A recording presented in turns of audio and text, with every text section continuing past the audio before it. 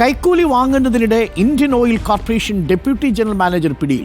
Gas agency ഉടമയിൽ നിന്ന് 2 ലക്ഷം രൂപ വാങ്ങുന്നതിനിടയിലാണ് DGM അലക്സ് മാത്യു തിരുവനന്തപുരത്ത് പിടിയിലായത്. കവടിയാർ സ്വദേശി മനോജിന്റെ പരാതിയിലാണ് വിജിലൻസ് സ്പെഷ്യൽ യൂണിറ്റ് 1 നടപടി. അലക്സ് മാത്യുവിന്റെ എറണാകുളത്തെ വീട്ടിലും ഇപ്പോൾ റെയ്ഡ് നടക്കുകയാണ്.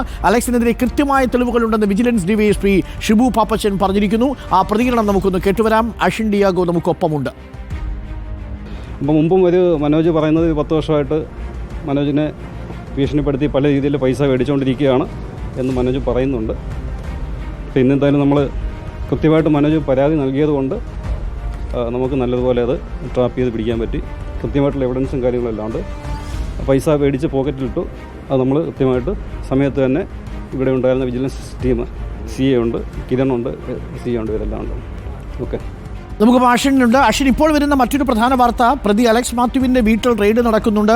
അതേസമയം അലക്സ് മാത്യുവിൻ്റെ വാഹനത്തിൽ നിന്ന് 1 ലക്ഷം രൂപ കൂടി കണ്ടെടുത്തിട്ടുണ്ട് എന്നാണ് നമുക്ക് ലഭിക്കുന്ന വിവരം. തിരുവനന്തപുരം വരുന്ന വഴി മറ്റൊരാളിൽ നിന്നും കൈക്കൂലി വാങ്ങിയതായിട്ടാണ് സംശയിക്കുന്നതും. അപ്പോൾ ഇയാളൊരു നിരന്തരം കൈക്കൂലി വാങ്ങുന്ന ഒരാളായിരുന്നോ? ഡെപ്യൂട്ടി ജനറൽ മാനേജർ എന്നൊക്കെ പറഞ്ഞ DGM തസ്തിക എന്നൊക്കെ പറഞ്ഞ ഉയർന്ന തസ്തികയാണ്. അങ്ങനെയാണെങ്കിൽ കുറേ ഉണ്ടാക്കി കാണുമല്ലോ.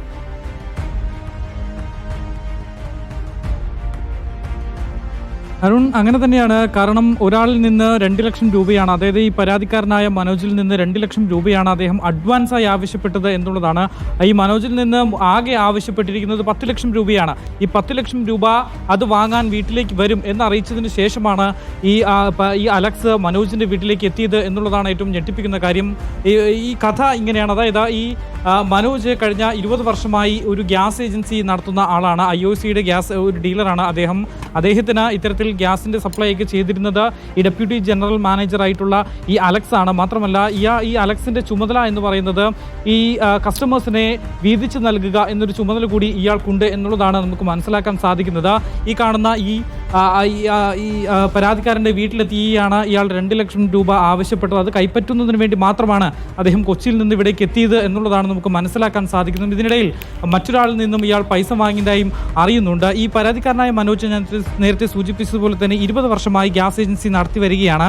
പല ഘട്ടങ്ങളിലായി ഇയാൾ കൊല്ലത്താണ് ഈ ഗ്യാസ് ഏജൻസി നടത്തുന്നത്. മാത്രമല്ല ഇയാൾക്ക് 50,000 ഈ കസ്റ്റമേഴ്സും ഉണ്ടായിരുന്നു. പക്ഷേ പിന്നീട് ആ ഭാഗത്ത്, കടക്കൽ ഭാഗത്ത് മറ്റൊരു ഗ്യാസ് ഏജൻസികൾ കൂടി വന്നു. അങ്ങനെ ഈ ഗ്യാസ് ഏജൻസികൾക്ക് 3 ഗ്യാസ് ഏജൻസികളാണ് കടക്കൽ ഭാഗത്ത് വന്നത്. ഈ പരാതിക്കാരനായ മനോജിൻ്റെ കസ്റ്റമേഴ്സ്, അതായത് 25,000-ഓളം വരുന്ന കസ്റ്റമേഴ്സിനെ ഡിവൈഡ് ചെയ്ത് ഈ 3 ഗ്യാസ് ഏജൻസികൾക്ക് കൂടി ഈ അലക്സ് നൽകിയിരുന്നു. ഇനിയും ഇത്തരം നടപടികൾ തുടരാതിരിക്കണമെങ്കിൽ പൈസ വേണം എന്നുള്ളതായിരുന്നു ഈ മനോജിനോട് ഈ പിടിയിലായ ഉദ്യോഗസ്ഥൻ ആവശ്യപ്പെട്ടത് എന്നുള്ളതാണ് നമുക്ക് മനസ്സിലാക്കാൻ സാധിക്കുന്നത്. മാത്രമല്ല മുമ്പ് 2013 മുതൽ ഇയാൾ ഇത്തരത്തിൽ പൈസ വാങ്ങുന്നുണ്ട് മനോജിൽ നിന്ന് എന്നുള്ളതാണ് നമുക്ക് അറിയാൻ കഴിയുന്നതും. അന്ന് പക്ഷേ ചെറിയ രൂപയായിരുന്നു, 10,000-ൽ തുടങ്ങി 20,000 ആ ഒരു റേഞ്ചിൻ്റെ അകത്ത് അത് ഒതുങ്ങുമായിരുന്നു. പക്ഷേ ഈ കഴിഞ്ഞ ദിവസമാണ് ഇത്തരത്തിൽ 10 ലക്ഷം രൂപ തന്നില്ലെങ്കിൽ ഈ ഗ്യാസ് ഏജൻസി പൂട്ടിക്കുന്ന തരത്തിൽ കസ്റ്റമേഴ്സിന് മുഴുവൻ മറ്റ് ഏജൻസികൾക്ക് നൽകും എന്നൊരു ഭീഷണി ഈ അലക്സിൻ്റെ ഭാഗത്ത് നിന്ന് ഉണ്ടായത് എന്നതാണ് ഈ മനോജ് പറയുന്നത്. അങ്ങനെയാണ് തൻ്റെ കയ്യിലുള്ള 2 ലക്ഷം രൂപ അഡ്വാൻസായി തരാം എന്ന് അറിയിക്കുന്നതും. അങ്ങനെയെങ്കിൽ കവടിയാറിലുള്ള മനോജിൻ്റെ വീട്ടിലെത്തി പൈസ വാങ്ങാം എന്ന് അറിയിച്ച് ഇങ്ങോട്ടേക്ക് വരികയായിരുന്നു എന്നുള്ളതാണ് മനസ്സിലാക്കാൻ സാധിക്കുന്നത്. കാലങ്ങളായ അയാൾ ഈ പണി നടത്തിക്കൊണ്ടിരുന്നു എന്ന് വേണം മനസ്സിലാക്കാൻ, അല്ലേ അഷിൻ? ഈ മനോജിൽ നിന്ന് നമുക്ക് മനസ്സിലാക്കാൻ സാധിക്കുന്നത് പല ആളുകളിൽ നിന്നും ഇത്തരത്തിൽ ഇയാൾ വലിയ രീതിയിൽ കൈക്കൂലി വാങ്ങുന്നുണ്ട് എന്ന് തന്നെയാണ്. കാരണം കൈക്കൂലി വാങ്ങുന്നതിൻ്റെ യാതൊരു ഭയമോ മറ്റു കാര്യങ്ങളോ ഒന്നും ഇദ്ദേഹത്തിനില്ല.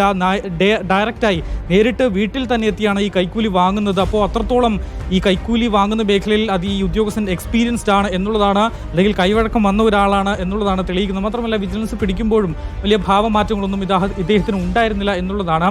എന്തായാലും ഈ മനോജിൽ നിന്ന് നമുക്ക് മനസ്സിലാക്കാൻ സാധിക്കുന്നത് മറ്റൊരാളിൽ നിന്നും ഇയാൾ ഇത്തരത്തിൽ 1 ലക്ഷം രൂപ ആവശ്യപ്പെട്ടിട്ടുണ്ട്.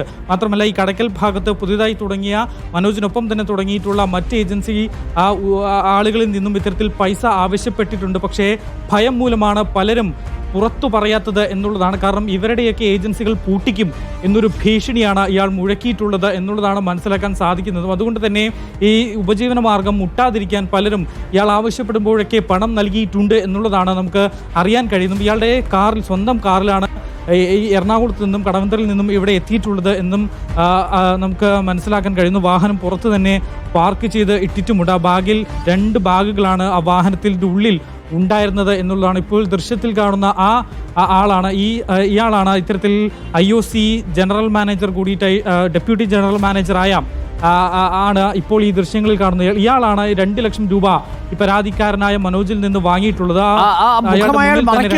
മുഖം ഒന്ന് കട്ട് ചെയ്ത് നമുക്ക് കൊടുക്കാം. പലനാൾ കള്ളൻ ഒരു നാൾ പിടിയിൽ എന്ന് തന്നെ പറയാം.